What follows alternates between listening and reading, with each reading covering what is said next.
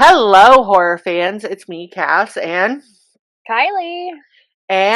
we have on a very special guest. You know him from his Yes. previous episode with us on Trick or Treat, and we are so excited to have him back. It's our friend LJ Ugarte. How are you? I'm good. Wow, good to be back. Yeah, I'm excited. So we always have a good time with LJ. We love LJ. LJ is We love our LJ.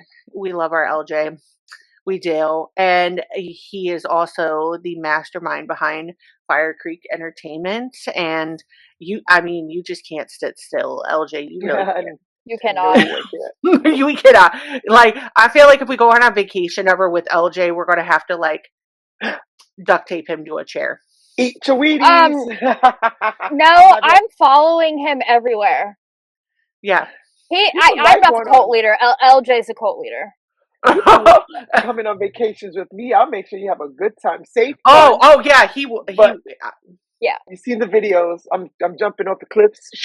LJ, you see, I think a good time with LJ, Kylee, and I would be like if we just get on a boat and there's like snacks and drinks provided on the boat, and we just like ride around on a boat and have some, Fetty Wap or something, like a bunch of different songs on tap. Baby, won't you come my way? I'm so glad I'll have you do the conga line.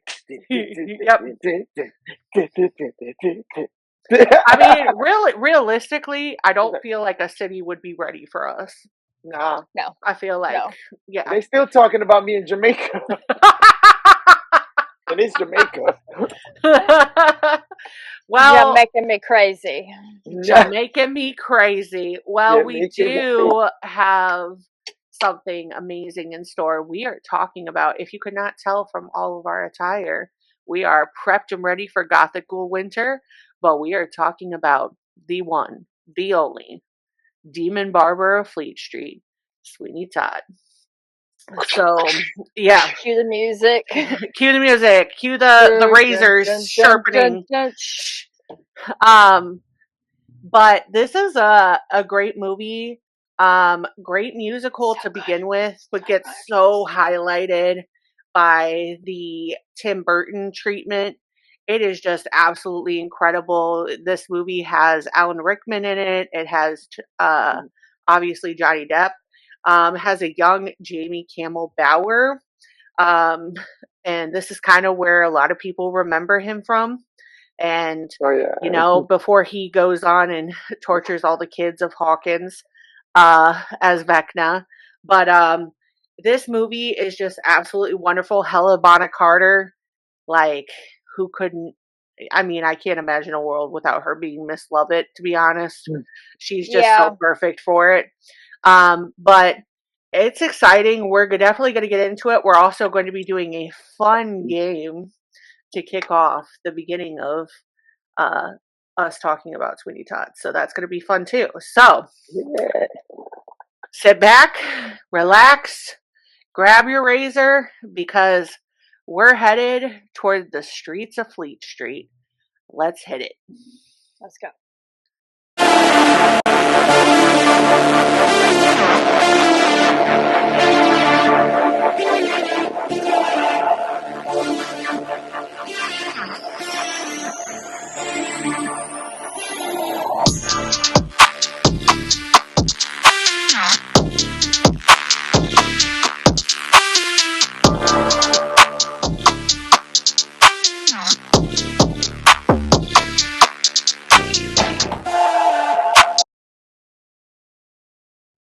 And we're back. So we're back. We're back again. So yeah, we're talking about Sweeney Todd. First though, we've been doing fun little segments for Gothic Ghoul Winter. Sweeney Todd is no exception. So we are going to be doing a Hear Me Out edition. So let's put on our Blues Clues thinking caps. You guys remember the fucking Notebook? And we're going to be doing a Sweeney Todd version of Hear Me Out. So, hear me out. Sweeney Todd isn't scary because he kills people. He's scary because he's emotionally already dead when the movie starts. Just like I like my men. Do you guys think that is a true statement or a false statement? I want to say that opening was I want to say maybe he's dead inside. Yeah. I want to go like he's more dead inside. Yeah, that's what it's saying, is he's Yeah. more dead inside. Mm-hmm. And that's what makes him scary the whole movie, is because once his vision of what he thought he was coming home to is gone, everything is just in hell. Yeah, which makes him cold. You know, like, he's dead inside, definitely. Makes him more pale and more dark. Yes. What do you think, Kylee? I think to an extent he is, but I do think that there are emotions there. I think certain emotions are definitely dead, but you can't blame him. Yeah, no, you can't. And I do think people are like, well, he had no feelings for Miss Lovett, but he does have feelings for Miss Lovett. I think they both see each other in a certain way. I think it's just like the betrayal of it all in the end. Like, I think if Miss Lovett had, I think it's kind of a hard thing. We're gonna hear me out in this, because I do have kind of maybe a theory behind it on the two different parts kind of colliding into each other. I think she was just a filler type of person. She was just somebody there. I don't think, I think it's just he did care about her. It's just like, I think she thought she could bring him out of the like darkness. I kind of think I have to intervene. Yeah, I gotta say, like, she was like, I'm trying to save this man. Yeah, that. And I think he was also feeding into the darkness. Yeah. I think she thought, okay, if I help him and I help him get his revenge, then he can move forward with his life after this. And I think she was projecting her own hopes and dreams onto him, which we do a lot in our relationships, where we do think that we can help somebody in that way. But I do think also too, Benjamin, Mr. Sweeney Todd, I think he kind of was honest with her from the beginning, like, I care about you, but I'm never ever going to be able to live beyond this revenge, because there is no life for me. And I just don't think she wanted to hear that. But I do think he cared about her in a way, because she did kind of become like a refuge for him, kind of became a weapon for him. But I just don't think he loved her. He was ever going to love her in the way that she wanted. And we see that so many times with so many different people. So, well, I think at least he was upfront and honest. Yeah. At first, but us as women, we ignore those kinds of things. Yes, and then when they're not reciprocating certain things, we want to look like Pikachu. Yeah. When they told us from the start, I'm not going to be able to give you everything that you're wanting. But this, It kind of leads into my next one, because hear me out. Miss Lovett isn't delusional. She's just choosing the fantasy, choosing the ideas and the beliefs behind Mr. Todd, because her own reality is unbearable. I think she saw it like a refuge for her. Like, I can go into this. I'm going to let him do what he needs to do to get it out of his system.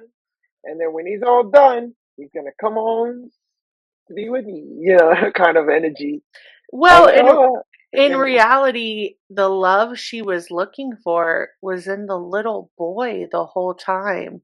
Because the little boy that they adopt, kind of take care of from Scaparelli, he ends up becoming like her son, and he's the one that is like very protective over her.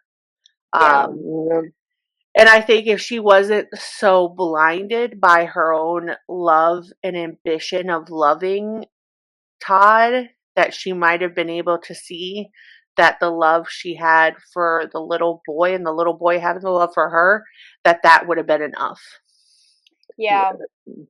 So, but often women will choose the man over the child. Yep. Yeah. So, in another hear me out, and I think this is going to be a resounding one, Judge Turpin is more disturbing than Sweeney Todd because he believes that his cruelty is actually moral. He believes his cruelty is morally correct.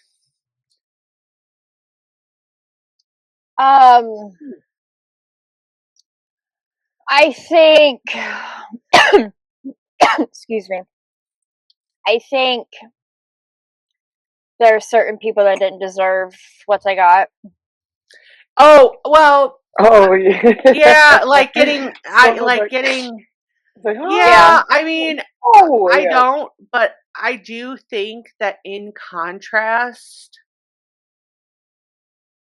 I think the biggest part about Sweeney Todd is this justice kind of tipping this in this bleak, really morally corrupt world.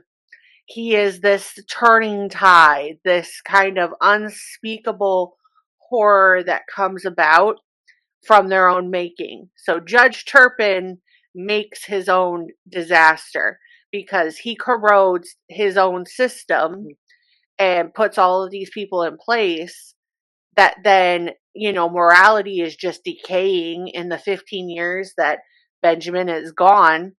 And so when he comes back, even though there probably were some innocent people that I think the whole lot of them, though, like everything had just become so corrupt that he feels like he's like wiping the slate clean with a lot of it. Well, and in his defense, he was on like a raft in the ocean for God knows how long. Yeah. Well, he was when he got free from the prison, but he was sent away for life. Yeah. And he was gone for 15 years. And then Anthony is the one that finds him when he breaks free of the jail, and he was gets happy. Back to London.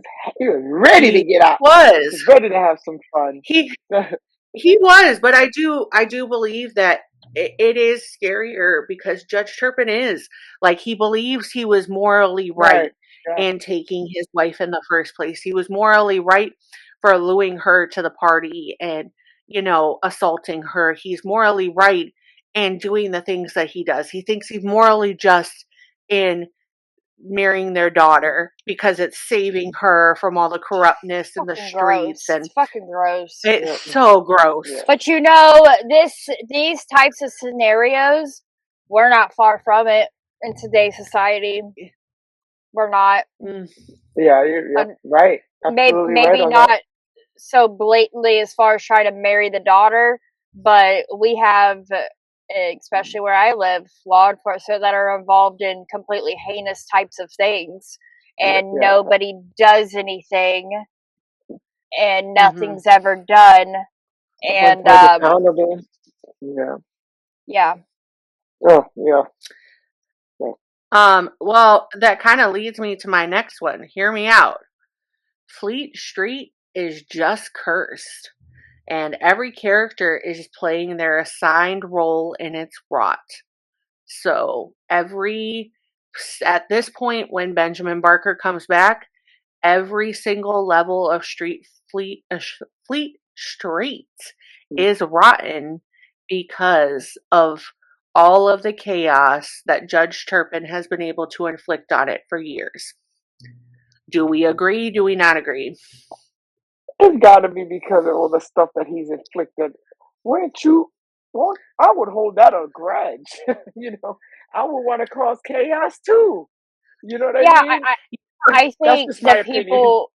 Yeah, I think the people of Fleet Street are a product of their own environment because of the corrupt, system that is in place and doing these horrible things and inflicting these really unjust, horrible sentences on people for doing, the slightest crimes. Right. I think they're a product of their environment, of the corrupt system around them. Like, what do you want them to do? It's amazing they haven't revolted. Yep. Yeah.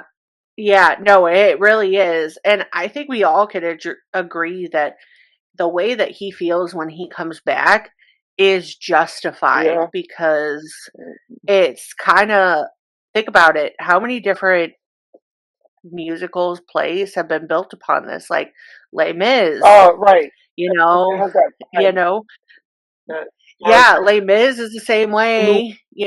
He gets put away for so many years and labeled this, and there's a lot of that where the righteous are not right, Right. the wrong is right. And what do you do when the wrong things are not? It's kind of, how do I put this? It's the Eric Draven principle. Like, who puts the wrong things right when the wrong things aren't wrong anymore. Right. So it really is. And so I do think, a lot of people are like, this musical glorifies violence. Well, if you put this in the time period, it's pretty on point. I think people don't really want to remember these parts about history. Things were very barbaric. These things were normal, where they're not now, and seen as horrific or cruel and unusual punishment, things like that. But these things fit for the era.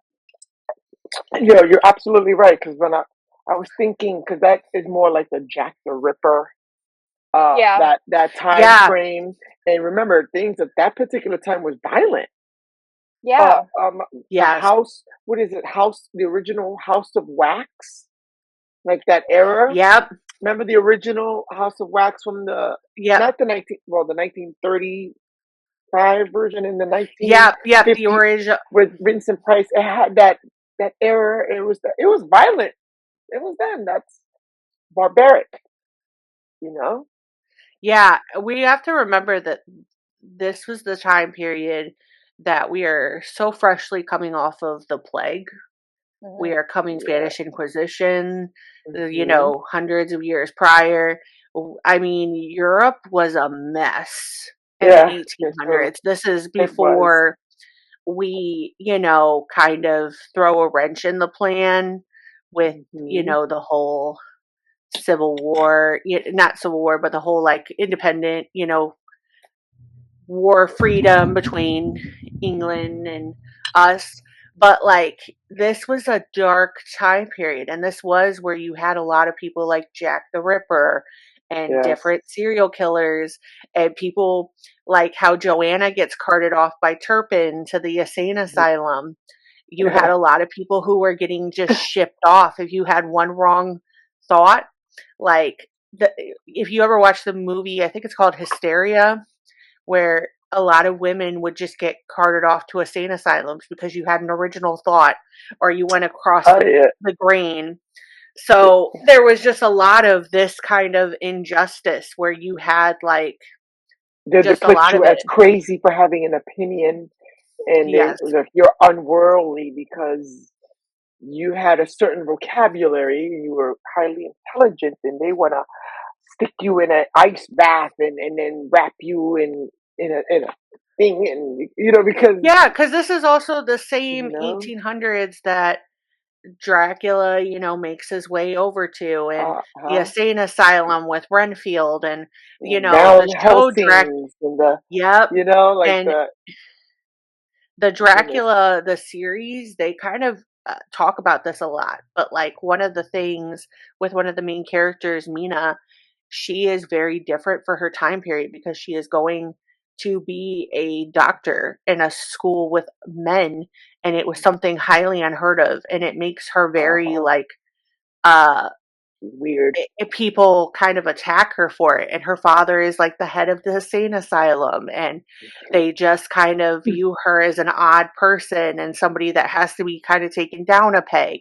And even her own fiance kind of doesn't appreciate that parts of her. So then, Vlad the Impaler comes swooping in and is like, I like my women strong. And right, and this right here, I know it's kind of in the realm of Sweeney Todd, but since you're mentioning that same vibe, that energy from the Sweeney Todd, the Van Helsings, the Draculas, the House of Wax, that Jack the Ripper, that whole of around that time.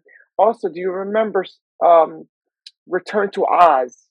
Yes. 1985. Remember how they swift people away to the insane asylum? That's around the 1899 into the 1900s.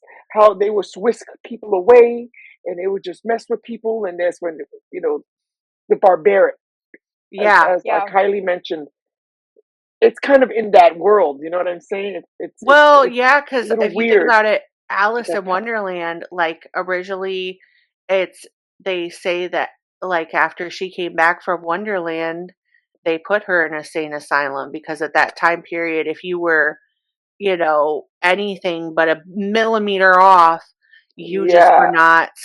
But they, there is like darker versions where they talk about carting her away after Wonderland because she is talking about all these things. And she's crazy. Yeah. I mean, let me tell you something. I would have carted Alice too. What the hell? You know what? Alice and I don't like her. Let me tell you why. She's too damn nosy. Like, girl, what you doing chasing a rabbit? Mind your business. Mind your business. Like, why would you tell everybody you're chasing a rabbit, especially in that time period? Like, you're gonna get carted off to a sane asylum. I would have locked up for being nosy, Mr. Rabbit. He ain't checking for you. Don't you see he got someplace to go? He's late. He's got to be somewhere. Yeah, he don't know you. Let him go. Let him go. Leave him alone. You eating stuff that don't belong to you. That's what happened. That's what you get. That's that LSD. So in the last question, hear me out. This is an open one.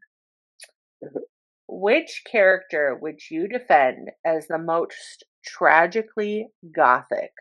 So when we're talking about gothic, we're talking about somebody that you feel is the most tragic character in this movie. That you would feel like most likely follows the vibes of like when you think of gothic, like kind of Crimson Peak with Edith and with Sleepy Hollow, you think of Katrina being the most gothic. Yes, it has to be the love interest, the daughter.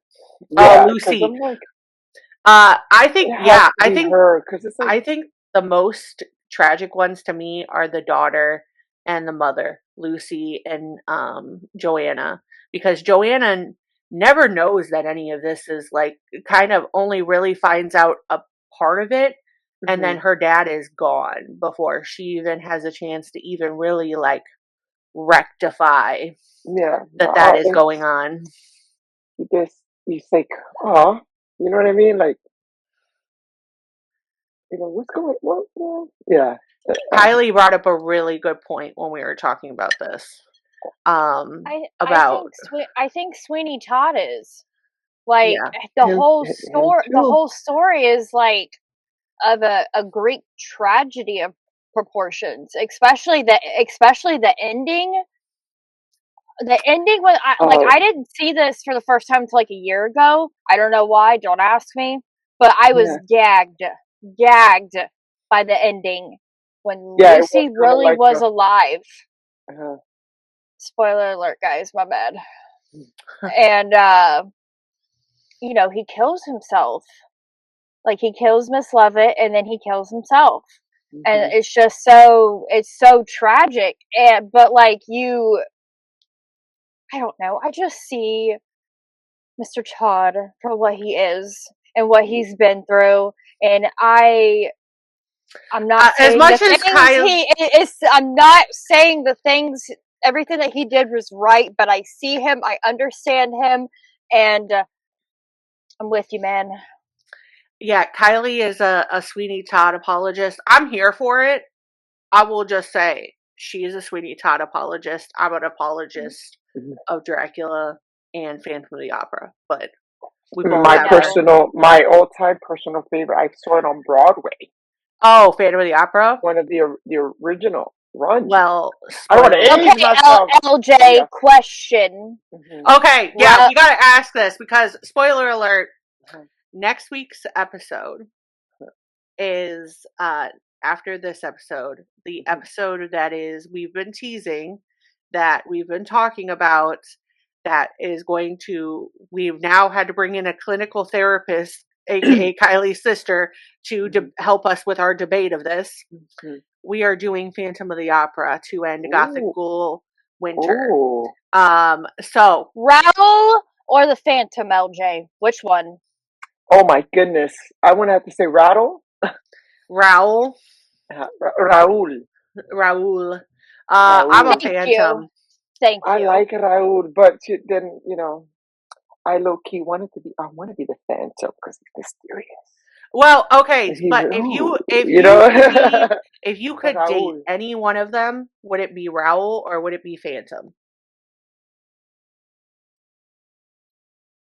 God, that's hard because the Phantom has that mystery that's kind of hot. Then Raoul, oh no, I plead the fifth on that. Okay, see, okay, here's my thing. I plead the fifth. Okay, so here's my thing. Kylie, he's a turn on a little bit. I feel like I'm not saying that like the Phantom is not desirable. He's hot, but he's a toxic man. Yeah, but and toxic in ways that cannot be accepted. Okay, but toxic because of his environment. There are ways that if you really truly look back and you look at some of them, there are certain things with Raoul that are also alarming. And there are things that then later get brought up in the musical that I think are because like really truly Raoul never accepts a full part of Christine. And that that part of Christine is her fight with the light and the dark. Raoul just wants the lightest parts of her. Right. Phantom wants all of them. God, and I think that's the part that gets me is Raoul only wants the purest parts of her, where you would want somebody who wants all of it. But that is a hard one, yes. But the Phantom is also kind of Raoul. Yep. I'm gonna save it for the next episode. What I have. Yeah. We're bringing in a clinical therapist to fight this one out. But also spoiler alert. Well, the opera. Yes. Yeah. Also, Gerard Butler is the Phantom. So like. See, I like the musical on the stage. I've seen the movie. I've seen bits and pieces of the movie, but I've seen the movie version is great. But I would definitely say Phantom of the Opera is. This will be my one point to bring next week as well, and I will expand upon it more. But Phantom of the Opera is a very deep clinical study on why Broadway is so important and why theater is so important, because there are certain levels with Phantom of the Opera that I do feel like are invoked better on stage. Like, it scared me when I was a kid. Yeah, if you've ever seen it like in person, anybody who's out there listening other than LJ and I, you would know like what we're talking about. The first time you actually see them like in the boat on stage, right, on floating, stage, and then or like when the chandelier is coming down. Yeah, and they're doing the whole thing. That's the most powerful portion of it, and I got to see it actually in the New York stage. So nice. I saw it with, in the late 80s, early 90s. Could you imagine a 10-year-old 10, 12-year-olds. It's like, I could wow. imagine that for you. You know? But yeah, so tell us what your Hear Me Out thoughts are now. If you're not subscribed to our Patreon page, we probably won't have it up by the time that this episode is coming out, but our Patreon is coming out. We will have a portion. Yes, we will have a portion though with LJ on our Patreon talking about our Hear Me Outs for the Gothic genre. So please go and watch that once our Patreon goes live and hear all of our thoughts about it. Let us know what some of your Hear Me Outs are. Listen, we're all adults here. Share them. We don't care if they're weird, they're wild. Let the freak flag fly. Yep. We love it. We love it. Weird. Let your monster flag fly, guys. Inquiring monsters want to know. Yes, exactly. So, but we're going to roll on to Sweeney Todd. If you have not seen Sweeney Todd, the Demon Barber of Fleet Street, you need to go watch it. It is currently streaming as of January 18th, which, by the way, happy birthday to my sister, Rebecca. If you're listening, I don't think you're listening because it's okay. You're fine. You're my little sister. It's fine. I'm surprised at this point you're still breathing with as many times as me babysitting you. I dropped you on your head when you were younger. We did actually talk about this on Friday. It's fine. My sisters don't listen, including the one that's been on the podcast. Oh God, Kate, we're calling you out on that. Your sister's going to clip this and said this to you that you need to be. You need to be listening to this every week. You need to be listening to every week because you never know what I might say about you. All my sisters are in hell, so I don't know. So I'm like, but as of today, Sunday, January 18th, happy birthday, Rebecca. Happy birthday, Rebecca. Happy birthday. Yeah. I took over your job as sister, and I deal with her now. You know, she never really wanted that tough of a job to begin with in the first place. So it's fine. I love my job. I love it here. Yeah, that's my best friend. Kylee complains, but she does love it here. Okay, guys. I do love it here. This is the same person that if I'm quiet for more than 12 hours, she's sending somebody after me. Like more like 5 or 8. Like if I haven't heard from you by like 1 or 2 o'clock, I'm like, you alive? You good? Are you good? Yeah. Like, do I need to? Like, what's going on? But I also like I know when something's wrong. Yeah, you do. You're very perceptive. I have that ability with people. I always do. Yeah. I'll be like, yeah, sorry, man. My back was dying. Like I couldn't send help. And then you're like, help is on the way. I do. My sisters will be like, I'll call, I'll be like, what's going on? How are you? I'm okay. No, you're not. How do you know? Like, because I fucking know. She knows. I know the things and the stuff, all right? Yeah. You could tell, like, vibes, people's kind of like, yeah, even through social media, that you could tell when somebody had an attitude. You could just tell, like, even through the way someone texts. I can hear, I don't know. I'll get certain just things in my brain, like something's wrong. Yeah, and I'll call. Here. I'll hear it in my voice. I'm very good at reading between the lines. Yeah, can I tell you guys a spicy opinion? Like, sure. We're all friends here, okay? Yeah, of course. Especially everybody that's listening. Can we stop this trend of like thoughts and prayers, but then not talking about it? Like, like I understand, like of you, but I'm so here for it because yes. Like I get it. Praying about? What am I sitting about? I got. Let me throw in this. I'm all for praying for people. I pray for everybody. I make a list, and I'm gonna send you some prayers. But don't post no shit that says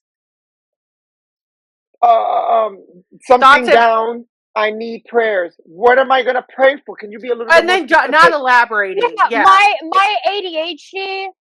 I mean, I guess there has to be some sort of prayer that you say, like, that is in general for a person, but I don't know if that one. I'm gonna ask for prayers. I'm gonna give you a reason. Be like, look, just had surgery, not quite myself, not something.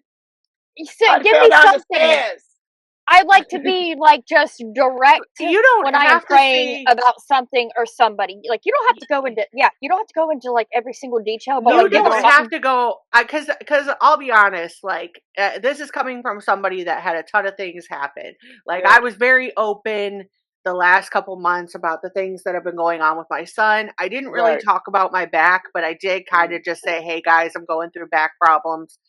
Anybody who listened to the podcast here kind of heard that Kylee and I both were having like back issues. We are the Horrorcraft baddies with the bad backies, okay? We all got bad backies, girl. Me too. Yeah. So, but like, at least just be like, hey, yeah, life's throwing some shit at me lately. Cassandra, where did this come from? I just want to know. The reason I do, because I just see this is so random. You really are on your ADHD meds, I can tell.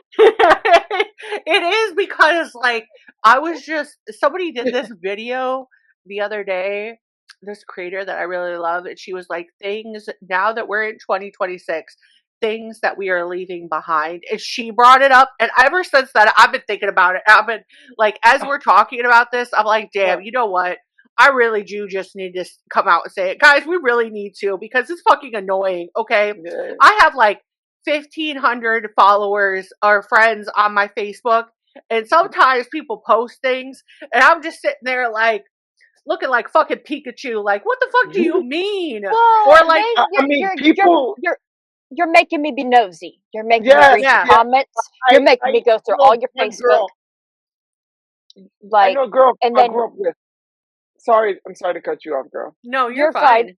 And then I'm like 3 or 4 or 5 Facebooks over from the person of the original post. Like, I'm just being nosy, posy. Yeah. Okay. Also, too, I'm just going to call this out at the same time. And LJ, I'm sorry.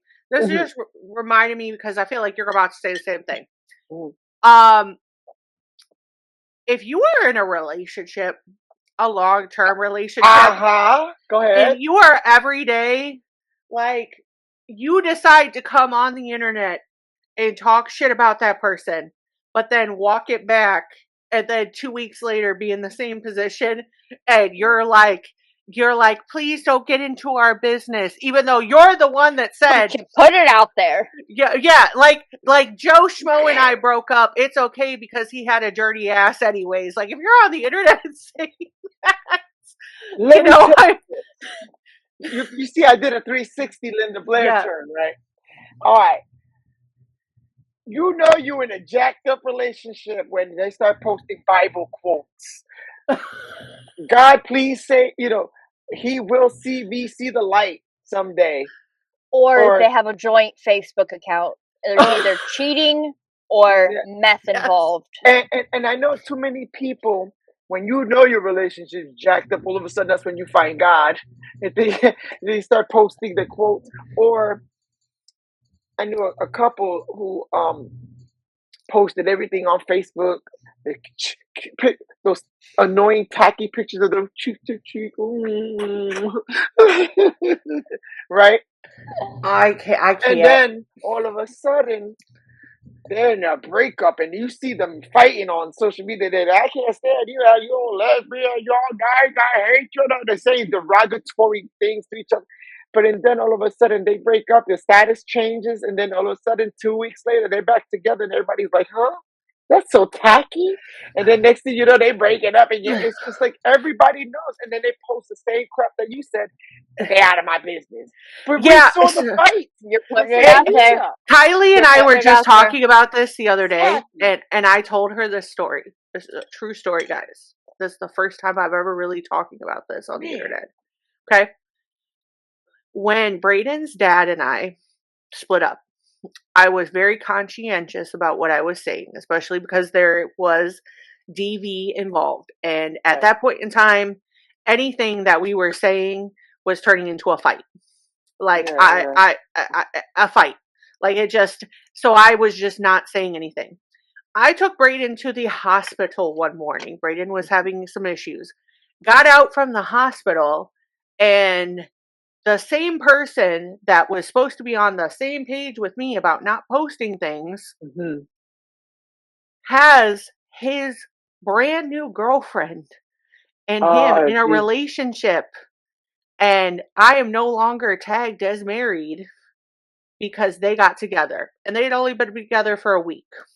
That's That should tacky. tell you. That's tacky. That's tacky. Yeah, very tacky. So then I had to make a whole post. But like people in my life, there were very few people that knew things were going on.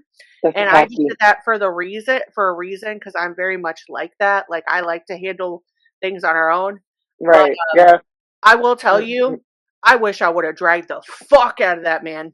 Like, it's disgusting, and it's certain things you don't post on social media. Like my relationships, you guys know I'm married. I've been in a 10-year relationship. I never post anything about my relationship. Never. People think that I'm single. Yeah, well, I see. You know, I mean, to be honest, LJ, I thought for the longest you were. Yeah, I'm not. Yeah, well, you do post things every now and again. Then. Kylee, you're kind of like Kylee and I. Kylee, for the people that really know us, they know that we're with people. Right. Like, they see I don't got a show on social media that like I have a good husband, a good marriage, like right. Plus, also like I'm a horror content creator. Like that's really where I post a lot of that stuff like on my social media. That's all I post. Yeah, it's my work. I'm an actor. Our world now is with our kids. Yeah. Right. And it's privacy. It's a privacy aspect, and it's a protection thing. My significant other is not in the entertainment business and don't want to be in the entertainment business. Doesn't need to. I got red carpet events coming up. He's not. He won't be partaking in that because that's not what they want. So I don't need to be all cheek to cheek. I'm in love, y'all. Well, and it's just also too, I think it's a respect thing. For me, like Jim and I are about to be together for 12 years. Jim and I have had arguably a very hard year in our relationship. And I think you do have that when you have things going on, it can just get rough. And I think for us, it's just, we don't need anybody else in our business. There are very few people that I talk about my relationship with because the devil could be a sounding board. You don't need like the girls that like the girls that have like a secret. Like I heard something on, I think it was it Two Hot Takes? Yes. Where this girl had a secret Finsta account or a secret group chat where it was her and like 6 of her friends, and she ended up going on Canva, putting a pyramid of her fiance's family of who was most likely to die to the least, and puts it in the group chats, and then got mad at her sister when her sister found out about it and shared it with the fiance, and the fiance broke it off. See, that's the reason why I don't tag, because you never know. There's going to be somebody with a hidden agenda secretly texting or hitting up your significant others with god-awful things. Yeah, you know and I mean? I just also... If you don't like me, don't attack my significant other or my children. Dakota's on line a little bit more than Jim, but Jim and Dakota both, like, they deserve... Kylee and I signed up for this. Our kids might pop into it, but it's only like per what we feel comfortable with and our partners feel I would never put my kids on I can't. Yeah, but for us, like, Dakota and Jim didn't sign up for it. Now, there is a very early episode of Horrorcraft that Jim and I did an episode together where we talked about things, and he did fill in at one point in time. It is a very like thrown together kind of honestly embarrassing episode, but it is a cute episode. And Kylee and I have talked about like sitting them down one time, maybe when we're at Johnny and Friends, and doing like a video where we talk about like, you know, we ask them questions about being like content husbands. We're not doing that with Dakota. Dakota will get us You would canceled. never see me. Dakota, my husband will get it. My husband will get us canceled. Okay, He will. but I would love if he would do, because Dakota is very funny. He is very, very funny, very quick-witted. Like, he has a certain comedian-like quality, but he doesn't. He's just not that kind. He's Right. awkward. But Yeah, if he I feel that, to put a camera on in front of him and do something like that, I don't think so. But he has kind of talked about sometimes, like, when he goes and rides his motorcycle, because he's seen people do this, like filming it and then like talking about like his thoughts, like when he's riding and stuff. Like, I think that would be so cool. I think it would be so funny. Okay, so we just had a really funny moment. If you saw that on YouTube, you need to go watch it. Guys. Kylie's mic just went out. But no, I get what you're saying, because I have seen those videos, and I do think it would be funny because Dakota has like a Theo Von quality to him. Bro, I'm telling you, him and like his family, they have to be somehow related. Like, Theo Von looks like his brother Adam. I swear to God. But their humor is they have to be distant cousins. Somewhere. That is hilarious. But yeah, so sorry guys, that was a tangent, really going off of where you could find Sweeney Todd, but you could find Sweeney Todd. That went so left. It went so left. But yeah, please, if you're going to share information, just like if you publicly ask for like prayers or for us to, please just like brief descriptor. We don't need to get in your whole business, but if you put it out there, please do not be looking at us crazy when we're asking, okay, why are you saying this? Because when I ask for prayers, it's for a reason. I'm not asking the prayers for nobody to feel sorry for me. I don't need sympathy like that. You know? Yeah. You know? But you could find Sweeney Todd on Paramount Plus as of today, Sunday, January 18th. Sweeney Todd is basically boiled down to, is revenge best served cold? And basically, Sweeney Todd, aka Benjamin Barker, years ago was wrongfully accused and put away by a man named Judge Turpin, who then accosts his wife and takes his child. And then he returns 15 years later back to Fleet Street, finds out the fate of his child and his wife, and decides to take his vengeance not only upon Judge Turpin, but upon all of the crazy, rotted to the core people of Fleet Street, and then takes his revenge with his razors and knives, along with his companion, Miss Lovett, who runs the meat pie shop down below his barber shop. They concoct a plan where Sweeney Todd opens people's throats and she takes the meat of their bodies and puts them in pies. And we become a very deep, interesting, core, complex road that's winding, putting things in perspective. So really, I want to open this up to you guys, but so Gothic horror, we're talking about it all this month. Gothic horror often shows repression and like repression of somebody. How do you feel that is applied here? Say that one more time. I promise I was listening, but I say ADHD. I have auditory like processing issues. Like, we need to figure out something to like get some captions. Then I'll be good. It's so funny. We all have ADHD. It's insane. That's why this episode is the way it is. Squirrel. One thing I'm Ooh, gonna say before we go into squirrel. your question. That's our superpower.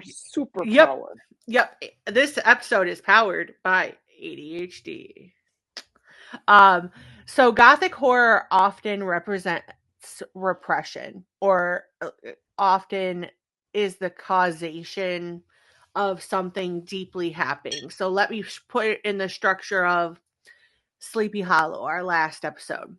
The Gothic horror behind there is Ichabod Crane getting sent there, and he has to kind of find a whodunit and the core of that movie is Lady Mary's family getting kind of repressed by the system, her and her sister becoming orphans because of the actions of greedy people, and therefore leads her on a path of revenge. How do you feel that applies in this movie?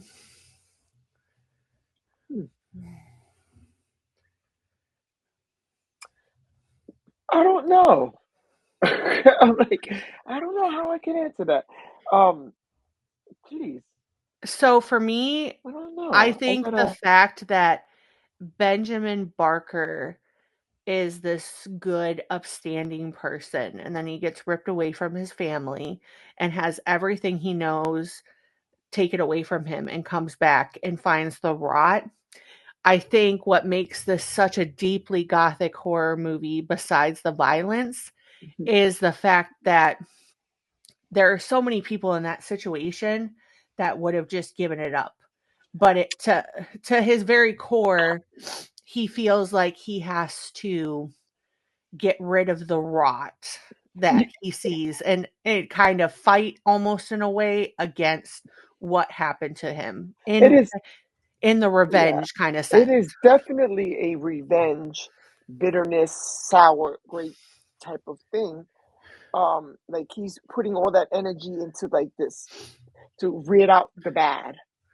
Yeah. While he's reading out the bad, he's purging in a way. I mean, he is falsely imprisoned, right? And so, his whole life taken. I think, I'm sorry, everything he does is justified. I do feel like it's kind of one of those situations of how do you rail against something that's so corrupt? Yeah, like you gotta. I mean, I feel like in this sense, you gotta fight fire with fire. Fire with fire. You gotta fight blood with more blood. You know what I mean? Yeah. I think he was doing the people of London and on Fleet Street a fucking favor. Yeah, I gotta agree with that. And on top of that, especially like in today's world, people are being falsely imprisoned and lied on. And how many times are they able to truly avenge or get any sort of justice for that? Right. I mean, a lot of them are behind bars for decades before, their conviction is finally overturned, or sometimes they're even granted just clemency, and that's how they fucking get out. Right. Or, they're ordered to be paid millions of dollars, and it takes them years for them to cut the fucking check. Right. And then, like they say, no justice, no peace. He doesn't have peace. That's what I was trying to convey before I got all tongue-tied. There is there is justification to why he is the way that he is. He's mentally, he's not okay. Yeah. Diabolically, he's a mess. Creatively, he's great at what he does with the snips. But that man is just all jacked up because of false imprisonment. He's lied upon. There's no peace. He's bitter. He's angry. And he's harnessing his power that he did gain while he was locked up. He had how many years he was locked away? 15? He was locked away for 15. So he had 15 years to plan. Build, I'm not saying all the murder and bloodshed was right, but I do feel it fits the time period. Well, also too, you have to remember, think about it this way. What is the only difference between this story and, say, the Count of Monte Cristo, and because they are very eerily similar, is the fact of the violence. But the same violent thought patterns are there. And it is like, what would you do to right the wrongs that have been done upon you? And in his case, him personally, I think if it was just his life, right, I think maybe he would have been easier to let it go. But I think finding out that his wife was treated so poorly and nobody stood up for her, Right. It's it kind of does add this veneer. And sometimes you do have to kind of clear the slate. Like it is unfortunate, but we do see this in Gothic literature a lot, a literature period. Well, he was an upstanding citizen, checked all the boxes, did everything right, followed the rules, and it got him nowhere. It got him Right. nowhere. The Right. man Yeah. didn't do anything. That judge wanted his wife, and he did whatever he had to do to get her, despite who it hurt, what horrible or immoral, unjust things he had to do. That's what he did. And then he threw her away in a mental asylum and started preying on the daughter, Right. who she knew as her dad. Like, what do you mean you want to marry that's like your daughter? You want to marry her? Come on, Yeah. man. Nah, cool. Well, but that was what a lot of people did back then, is they did get wards of the state, and then when they became legal enough, they married them. That That's is unfortunate. tacky. I Ugh, mean, no way. unfortunately, kind of like how we were talking about in Crimson Peak with the incest. Unfortunately, this is another layer to it. Spoiler Yep. And alert. you know what I just thought? Go ahead. Oh, yeah. No, go ahead and finish your thought. And Okay, so spoiler alert, if you were a man of money and you had a particular vice back then and you wanted to marry somebody that was younger, you could adopt a younger person, wait till that person ages to a certain age, and then marry them. Yeah, so that's go a ahead. Woody Did Allen try to type do of that? thing to do. I don't know. Woody Allen did that. Yeah, he did. Yeah, he did do that. No, Sony? did he had like a white daughter? Yes. Yeah. And Yeah. then he's like, my daughter. Yeah. And tacky. I assume Woody Allen did do was that. weird. Mia Farrow's Yeah, he daughter. did. He Mia married Farrow. her. Yes. Sony, the Asian Mhm. girl. But and you know what I also just thought of is this is another thing, throw another little wrench into the engine. All of this, Lizzie Borden, that time frame, that era. Yep. You know what I'm saying? Like, Yeah, so like wow, the the justice. brutality of Yeah. unaliving Well, someone. I think it's the idea that we so hardly rail against is, does brutality beget brutality? Does one act of brutality equal another? Yes, did Sweeney Todd kill a lot of people in the end, but was it also what needed to happen? Like, we don't see what happens to Fleet Street after this, so we will never know if this actually did clear. Yeah, that's my biggest thing about the movie, is that it just ended so abrupt and you don't get to see the aftermath of everything. Well, I think like the corpses and what the trials and I guess Yeah. your own conclusion in your head. Yeah, and I do think it also, this is a question for me, but do you think that Anthony and Joanna, in the end, even though they did make it out, do you think that they made it out unscathed? Because I don't think they did. I don't think so. I think I they have a lot think, of scars. yeah, I think it would be So, hard. Like, they probably eventually can move forward and live on, but like, they are also, messed up in the head. yeah. I think they have scars that they have to deal with. And poor Toby. Poor Toby. Poor Toby. Like, all he wanted was loved by Miss Lovett. And honestly, I feel like I know that she did wrong by lying to him. Yeah, I And I remember think that. he should have just let Miss Lovett go with Toby. I think he should have just, that is the one part that I do take issue with, even though I do think that it is kind of like a comeuppance type of thing. I do think he should have just let her go with Toby, and he should have just let her disappear. Cause like, really, it wasn't even for Miss Lovett. I think it would be for Toby. like, you know, he was already so poorly treated by Schiaparelli. And then, Yeah.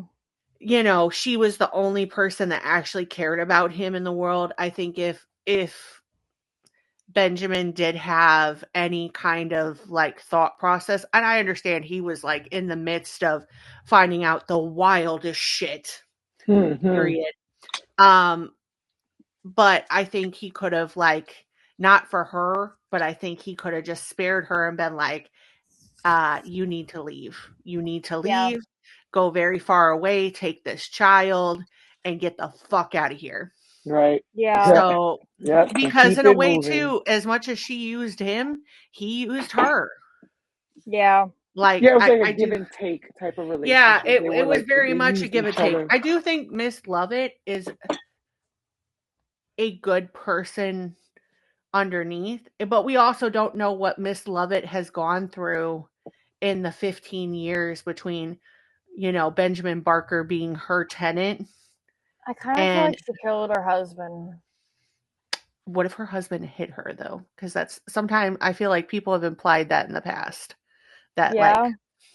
her That he character, I was more did so that her, he saying what? because he had. that me, like, Physically? her, she was saying that, like, what if she killed her husband? And I'm like, I could see that, especially from the way that Miss Oh, yeah. Lovett acts. Yeah. I could see that if she killed him because he mistreated her, like he treated her poorly, or She's like a beat bit her. odd in a way, and she looks like she has a lot of secrets. Like just by her, like that. I don't want to say conniving, but she's got that essence to her a little bit. Like she's just as, my opinion, she's kind of dark like Sweetie is, Mhm.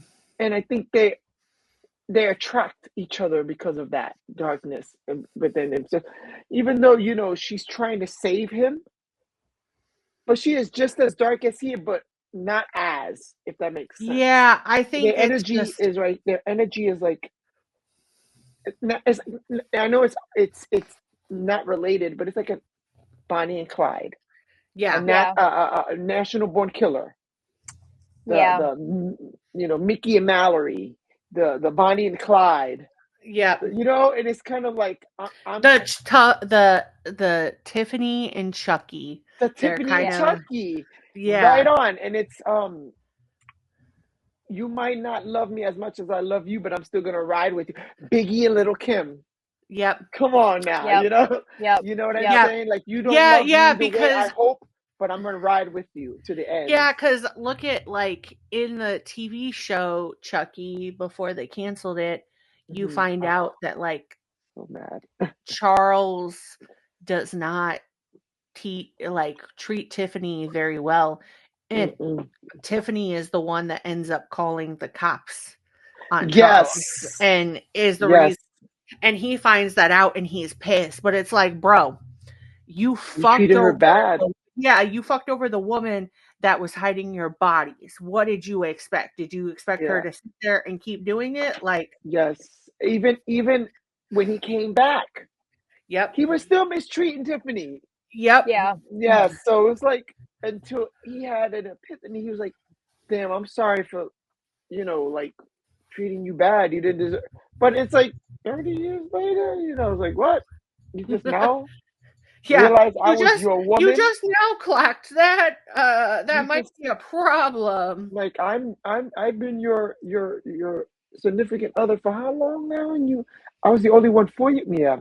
So that's what with Sweeney and his Mhm. lady. That's that same vibe.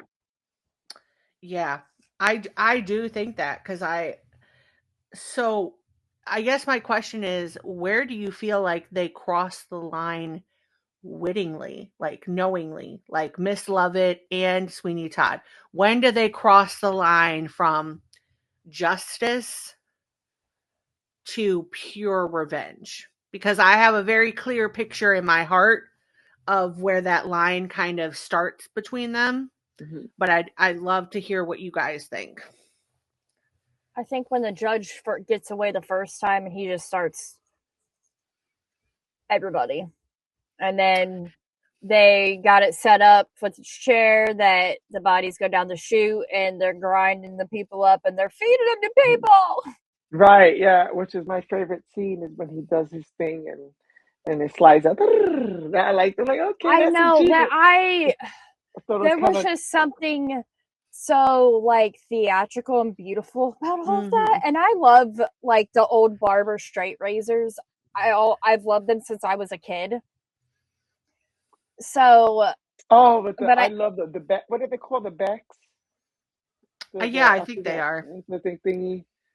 yeah, Yeah. I I like that. I think think I so. have one I somewhere. think for me, when they are dancing, when they have the musical number where they are pointing out the people, like, and she looks across the street and she sees the other pie shop that she was talking about with the cats, and she was like, after Schiaparelli is dead and they're trying to figure out what to do with the body, and that's when they decide, like, this is how they're going to get away with it, and it's okay, this is what we're going to do. I think that's when it crosses the line, because Right. everything up Well, to that and point, after he sings Epiphany, that's one of my yeah, favorite. Like, I just think the feeling. I just get goosebumps.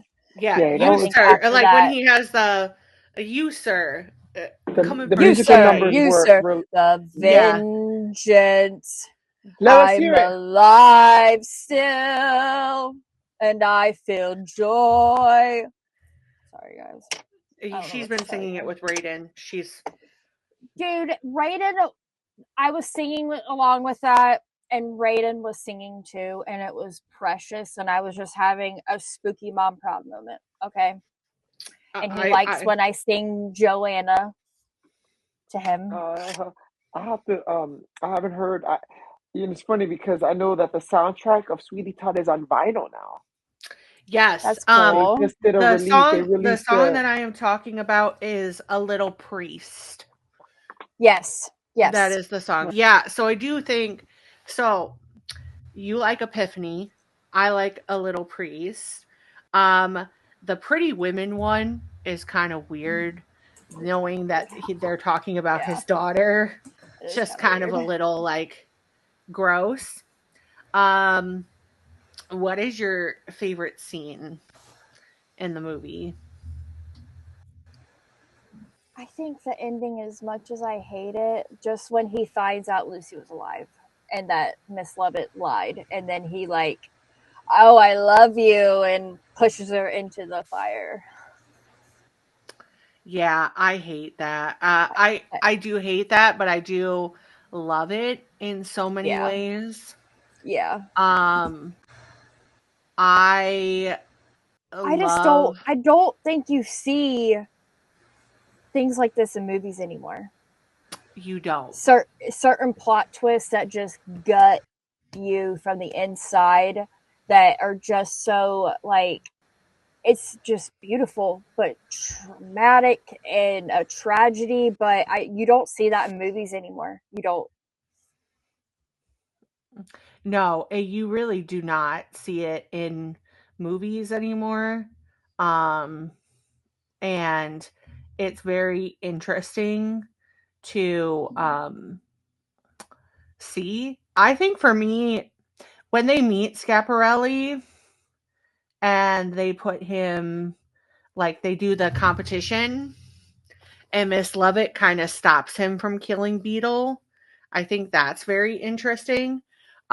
What about you, LJ?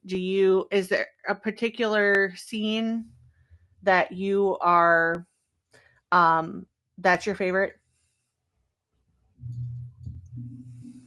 Can you hear me now? Yep. Yes.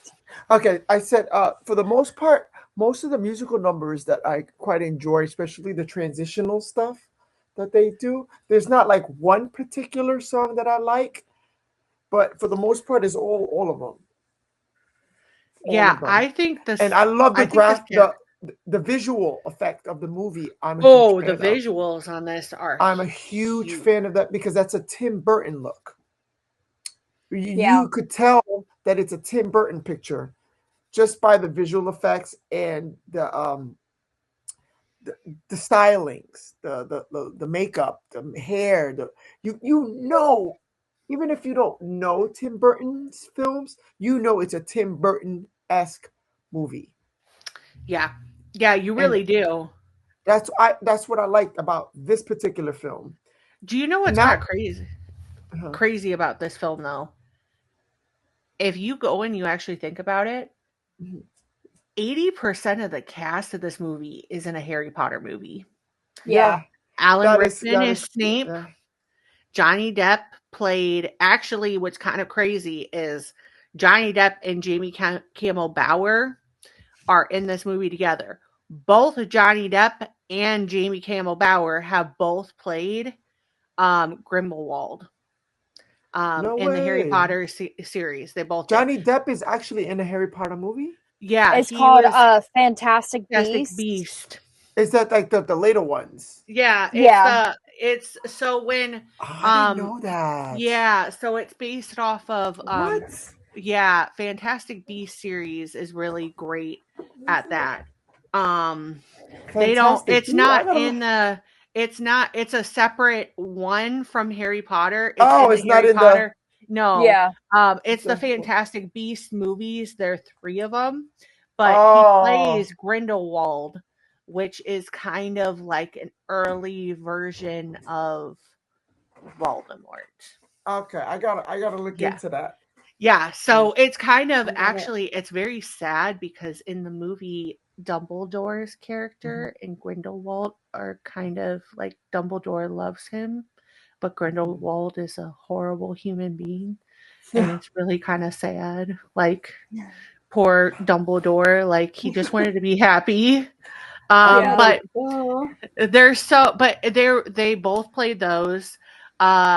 Beetle is what's his face, the Scabbers that ends up being the guy that they thought he was dead the whole time. That oh my gosh, his Harry's guardian, Severus, not Yeah. Severus, but Sirius. They thought he killed him, but he actually was. So, but a lot of those people were in there. And what's crazy to yeah. me, I don't know if you guys noticed this, but when they have the Scaparelli scene, um, and they Johnny Depp's character comes off stage, and that man is like, "Do you have a barber shop?" If you pause that and you actually look at that guy for a minute, that's Anthony Head Giles from Buffy is the guy. And so Uh, I was like, so I didn't wow. Google it, but I'm on I have, IMDb, kind of looking yeah, at it. I'm like, yeah.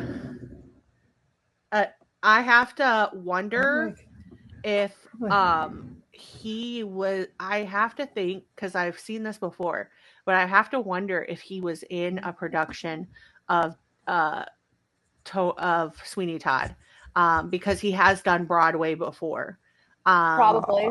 and probably so I most. have Oh, to the think West so. End, Yeah, Yeah. yeah, because most I likely would. it probably was at the West End, because Yeah. So, but there were a ton of people. I mean, and Helena Bonham Carter obviously is Bellatrix. So it makes sense. Like there are so many people that just, and RIP to Alan Rickman. Like Yeah. Alan Rickman and David Bowie died around the same time period, and my heart has never moved on from that. I'll be honest. Alan Rickman always God, was Snape to me, but also too, like, not a holiday season goes by without me watching Love Actually and him being Same here. Same here. the husband that like is the red herring that you think he's the good guy but he's actually a cheater. And He's like actually a shading bastard. yeah, but and he, most famously he's the villain in Die. I mean, he was so many things. oh, he Eh, was the Yeah. from was it the original Die Hard, right? Yep. Hmm. Was it? Yeah. Oh Yep. wow. Yep. And he's also in Robin Hood, the Kevin Costner version. Uh-huh. He's in a lot of things. I mean, Yeah. Alan Rickman is. And I thank you see to that this on his movie. database. Like, Yeah, and thank you to this movie because you introduced us to Jamie Campbell Bower, and without that, there would be no Vecna. Yeah, and So he he passed in 2016, but yeah, he's Alan done Rickman, yeah. a lot of great work. Like I forgot that he was in Die Hard. I forgot he was in Robin Hood.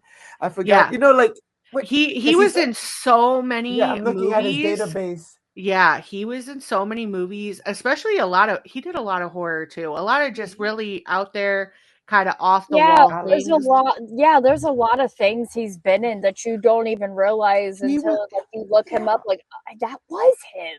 he That was was in him. God, he played Ronald Reagan. Yep. I forgot that he played Ronald Reagan once before. Yeah, because the kids know him in of course from the Harry Potter films, like that movie Love Actually. Mhm. That you mentioned, I remember that. He was in Kid, Dogma, if you guys yes, remember that. Yeah, He was he's in in Dog yeah, Dogma. Yeah, Dark he Harbor, was and it goes. he was actually the Cheshire Cat in the Alice in Wonderland movies, the Disney yeah, Mhm. ones later Yes, in the years. from But I British mean TV. like he did a Yeah, lot of he most famously too did I think it was BBC. He did a BBC version of and Sensibility. But I mean like he was in Galaxy Quest. Like I mean right. literally He's a like you great Galaxy actor. Quest. Oh my god. Yeah, but he he did a did a lot lot of of theater, yeah, he did a lot because Shakespeare. he did a lot of Shakespeare. He was like most Mhm. notably known for like his performances with Oh, Shakespeare. I God know that bless him. yeah, God, he yeah, was a real one. Him and David Bowie both. I yeah, he's R.I.P. a But Jamie Campbell Bower, like his music singing abilities in here are great. I yeah. will say, if you like Jamie Campbell Bower, he loves Sleep Token, which automatically makes him a good thing in my book. But he did do a version of I think he did one of the songs from Sleep Token, but he did a cover with his band because he has his own band. And I listened to it the other day and I was not prepared for how fantastic it was. But he does. He has a affinity for Sleep Token, which makes him even cooler in my book. Um, but Yeah, yeah, if you're not a fan of Sleep Token, but you also like book talk, he is also on the Quinn app. Wink, wink, if you know what I mean. you Um, have a post of him hanging up somewhere, don't you? Not of him. No, I didn't like him. You know what's crazy? I didn't like him in this movie. The movie that I loved him in, though, and maybe it's because it's by the same person that the book is Cassandra Clare and I'm Cassandra. But in the Immortal Instruments movie, he was like one of the main characters, and man, he was hot. It was him and John Rhys Meyers in the movie together, and I was like, "Why are you fighting? Just take your shirts off. Like settle it the proper way." Yeah. No, I was just looking because I'm like, I know the actors, but and then you get so caught up in that particular film, you forget that they have a history of it. It's like, oh my God, he was that guy too. Yeah. Yeah, it's Sasha Baron crazy. Cohen is in it. I forgot, to Yeah. be honest with you. I Yeah, completely Sasha Baron forgot. Cohen, and you I know forget. that Yeah, always I, throws me off. Like I like, don't huh? know. That's Borat. Like Borat, and Well, I remember him as Ali G in the house. yep, Ali I G. remember he was in a Madonna video, music. Mhm. That's Mhm. Madonna discovered him. Uh-huh. Madonna found this guy and put him in a video, and all of a sudden he blew up. So it's like, wow. Yeah. Yep. So, I so some quick trivia to take us out on. Um Stephen Sondheim, who was the composer behind Sweeney Todd, notoriously was protective of his stage works, and there were many offers to film this story.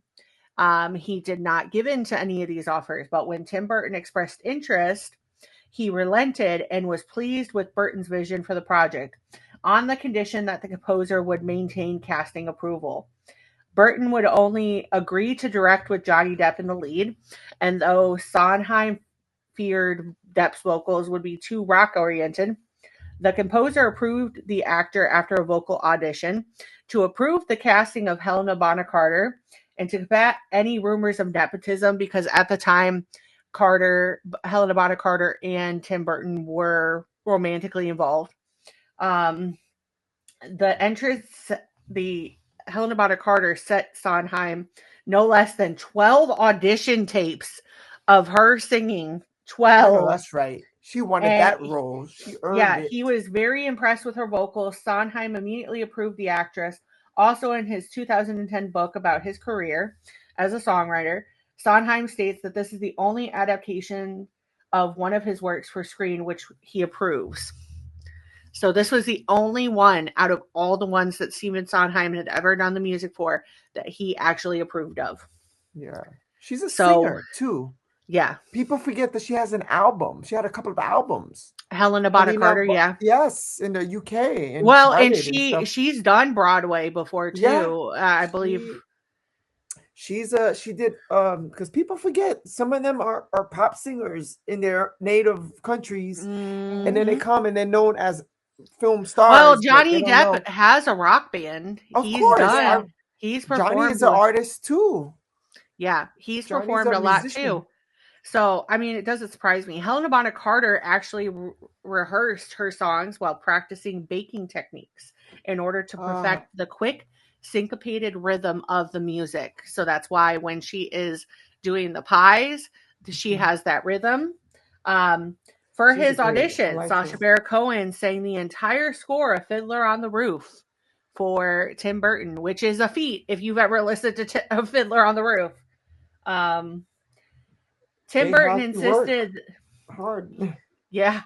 Tim Burton insisted that the film be bloody, as he felt the stage versions of the play, which cut back on the bloodshed, robbed it of its power. For him, everything is so internal with Sweeney that the blood is like his emotional release. It's more about catharsis than it is a literal thing. Yeah. So that kind of proves that. So they had to really give it, because I've been saying Schiaparelli, but it's Pirelli. To prepare for his role of Adolfo Pirelli, Sacha Baron Cohen hired his personal barber as a consultant on shaving techniques and took up to 16 hours to learn how to handle a razor. That is commitment. I'll say. That is commitment. Johnny Depp said in an interview that he considers his Sweeney Todd character to be a long-lost relative to Edward Scissorhands, who he also played the... Definitely. Most definitely. Definitely. It makes sense. I can dig that. Yes. I can dig that.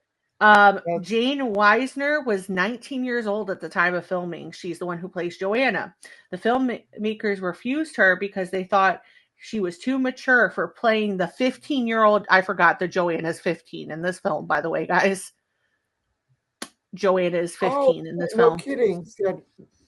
We're just gonna pretend she's not. That makes it even worse. Right. We know she's young, but 15. Jesus. The actress sent some photos of her without makeup, and then they cast her. Anne Hathaway was almost cast as Joanna, but Tim Burton wanted a completely unknown for the role and settled for Jane Weisner. Hathaway would later appear in Burton's next film, which his film after this was Alice in Wonderland. Right. When filming began, there was to be an inclusion of the spirits of Sweeney Todd's victims, including Anthony Head and Sir Christopher Lee, who would sing the Ballad of Sweeney Todd, it reprises, and the epilogue. These songs were recorded, but eventually cut since Tim Burton felt like the songs were too theatrical for the film. Lee's appearance was completely cut for the film, but Head is an uncredited one-line cameo. And like I said, after the competition, Head's character asked Todd if he has a business of his own. So Christopher Lee was also supposed to be a part of this, which is kind of crazy. Yeah. The pies, or rather some of them, were actually edible. Some of the pies were made of fiber. Others were of rubber. In fact, the pies in the beginning of the film were also edible, according to Edward Sanders, who played Toby. Even though they looked gross, they tasted okay. That's what he said. So, Imelda Staunton. Do you guys know who that is? Imelda Staunton, most famously, is Dolores from Harry Potter. You know, the woman that What? in the later the Order of Phoenix, the one that comes in with Pink suit. the pink suit and it almost tortures Harry. A horrible That is human being. Yeah. yes. Oh, oh, wow. Yeah. Oh, Most notably, we all know her now because they most recently did the Ministry of Magic for Harry Potter Land, and she is featured in that ride. But yes, she was originally considered for the role of Miss Lovett, but lost out to Helena Bonham Carter. She would go on to play Miss Lovett in the West End production of Sweeney Todd in 2012, alongside Michael Ball as Sweeney Todd. Helena Bonham Carter underwent extensive vocal lessons and studied baking in order to prepare for this role. Yeah. As of March, he don't play with his actors. He does not, and this one is even wilder. As of March 2010, Helena Bonham Carter still had not seen the film because she does not like watching her own performances, though she said she will get around to watching it. I'd really be I'm with her. I don't watch any of my films. Mm-hmm. I don't like it. No. I don't blame her. I don't either. I feel like that would be so weird. At the end of the song, A Little Priest, Sweeney Todd and Miss Lovett strike the same pose as the promotional material used for the original Broadway production of the musical. The address on Mrs. Lovett's shop is number 186 and is a reference to the London legend of Sweeney Todd, which placed his barber shop at this very address. This is the second musical which Johnny Depp has starred, but it's the first where he actually sings. Notoriously, Johnny Depp only lip synced in Cry Baby, which is kind of crazy. Great film too. Great film. Some countries such as Japan, Australia, New Zealand, Norway, and Sweden classified the film as 15 plus, and most countries like the UK, India, Singapore, South Korea, Israel, Russia, and Taiwan classified the film as 18 plus, which makes it the first Tim Burton film to be for adults only. In France, this film is 12 plus. In retrospect. They don't care in France. They're like, oh well. They're like, they gotta learn sometime. Yeah. They're like, oh well. So the original Broadway production of Sweeney Todd starred Angela Lansbury and Len Carrow and opened at the Uris Theater on February 6, 1979. Wow. And it won Best Musical, Book, and Score at the 1979 Tony Awards. This is the second of 3 Tim Burton films not to be scored by Danny Elfman. The first one was Ed Wood. This was the second, and the third is Miss Peregrine's Home for Peculiar Children in 2016. Among those who influenced Johnny Depp's performance as Sweeney Todd was Peter Lorre, especially in Mad Love, Boris Karloff, Anthony Newley, and Iggy Pop. Period. This is the 7th collaboration between Tim Burton and Johnny Depp. They previously made Edward Scissorhands, Ed Wood, Sleepy Hollow, Charlie and the Chocolate Factory, Dark Shadows, and Corpse Bride together. So, wow. And they have a great relationship, working relationship. Yeah. We need them to make another movie. I need Tim Burton to be. I need you to be making some more movies. Like Beetlejuice. Beetlejuice was fantastic. I know there's a third one coming, but I want something else. That's my ending question. We love Sweeney Todd, love the filters behind it. This is the second Tim Burton Gothic horror that we are featuring on this channel this month. The first being Sleepy Hollow, which was the last week's. What kind of movie would you like Tim Burton to come back and do? Golly, whatever he decides to do, it's Tim Burton. Listen, would, I wouldn't mind another Batman movie from him. right, and But I would, also, like, Matt Reeves and, like, Robert Pattinson They're are cooking. they're cooking up the next one, which I'm very excited for. It's not going to come out till probably next year, but whatever. man, Well, and I wouldn't want them to mess around with Batman because I did enjoy the Penguin series that was out Yeah, with like that. I do think that, like, what they're doing with that is great, but I honestly I don't give a shit. Just make something, Tim Burton. We need you. We need you, I okay? feel like they need to draft Tim Burton to do a Universal Monsters movie. Hear me Yeah. out. Yeah. right. Yeah. I I agree. would love to see Tim Burton do the Hans Christian Andersen's The Little Mermaid, the real story. Oh, Not the pretty princess Disney, I'm a part of your world. Like, I want to see them. I would love to see him with Ariel comes out of the sea, and as she walks, her legs are bleeding because it's part of the curse. Like, have you guys read the book or yep. know the real story of the Little Mermaid? Mm-hmm. That, and how Yeah. it wasn't happily ever after, how the voice has been taken, and she had a couple of days, like, oh, that'll be creepy. You know what would be a good one too? And there is a really good French version, but the actual Beauty and the Beast, not the Not the the Disney yes. version, but the actual like French version. There is a Mhm. really good one. It's on Peacock.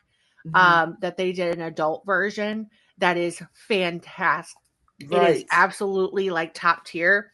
But like, cause that story is a lot darker because Right then. really truly like Gaston, the way that they make him in the movie, like the Disney version, Gaston is actually horrific compared to that. Like like the whole reason that Belle gets embroiled with this is because of a gambling debt, Right. Yeah. based upon her family, Yeah. and like And she this had no whole choice. thing, and yeah, it's just like I would love for them to go darker. You know, it'd be another cool one is the concept behind the Brothers Grimm movie that had Matt Damon in it and stuff. Yeah. If they did a Tim Burton version or like something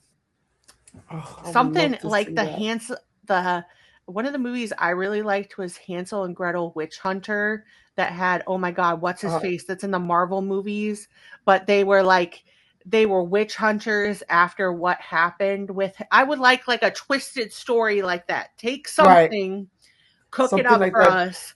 Tim Burton, I would love to see him do one of those films, something like based on those Disney books, like the real stories, but add that Tim Burton darkness Gothic into it.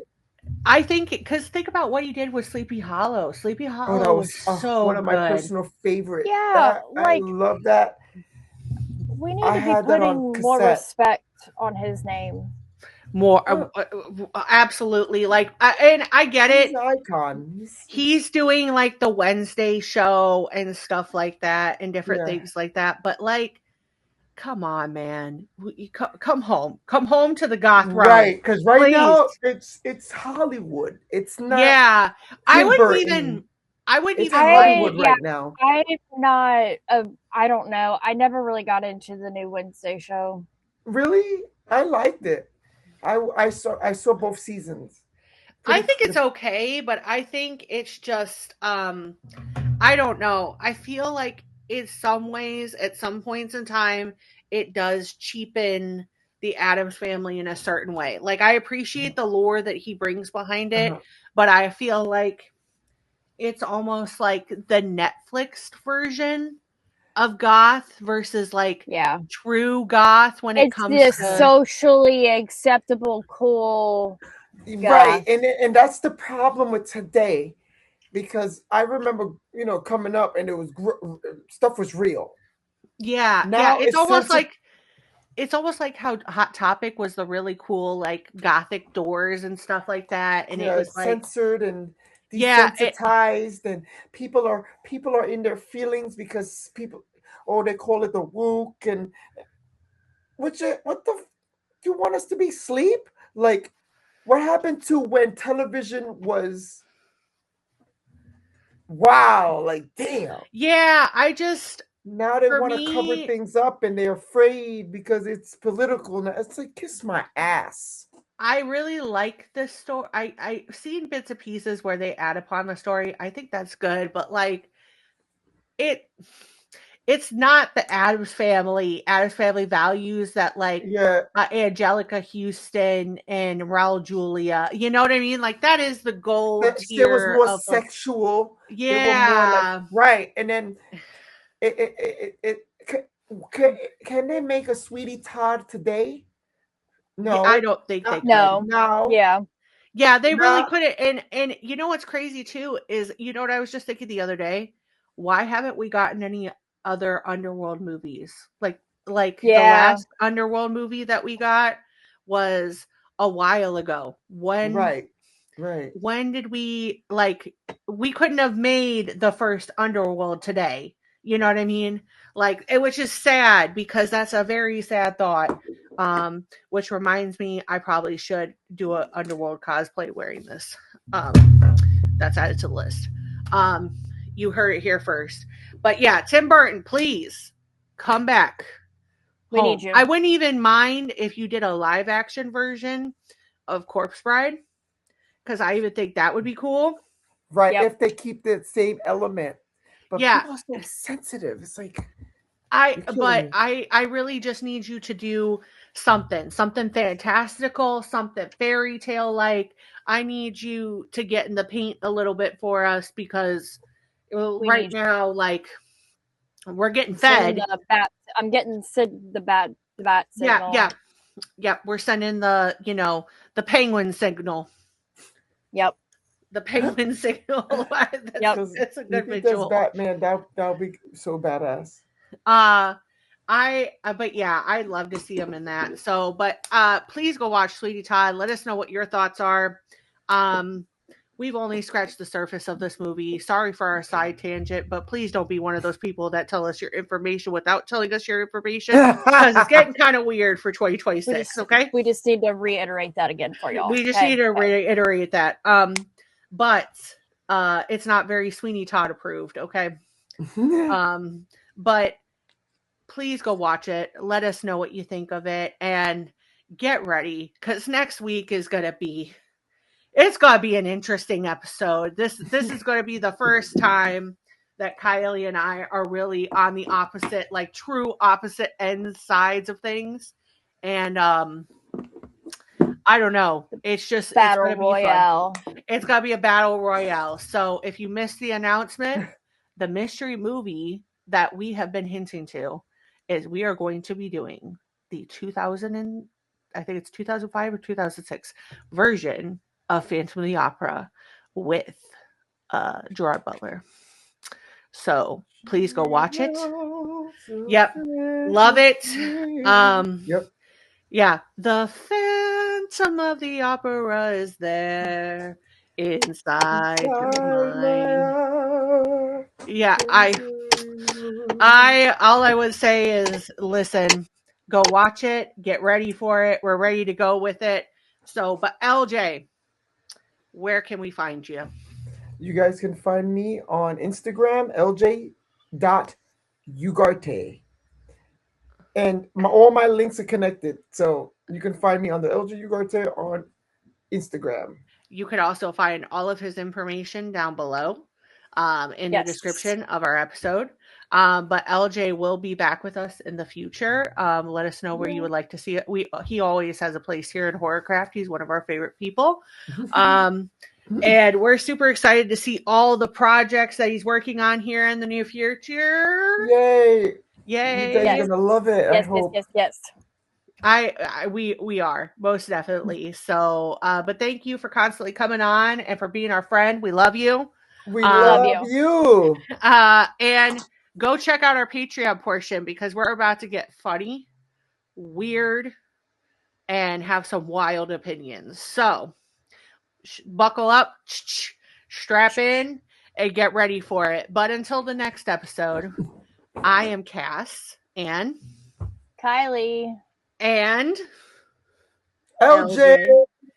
And we are the Horrorcraft Podcast for this week, and we're saying bye. Bye. And stay spooky. Bye. Bye. Bye.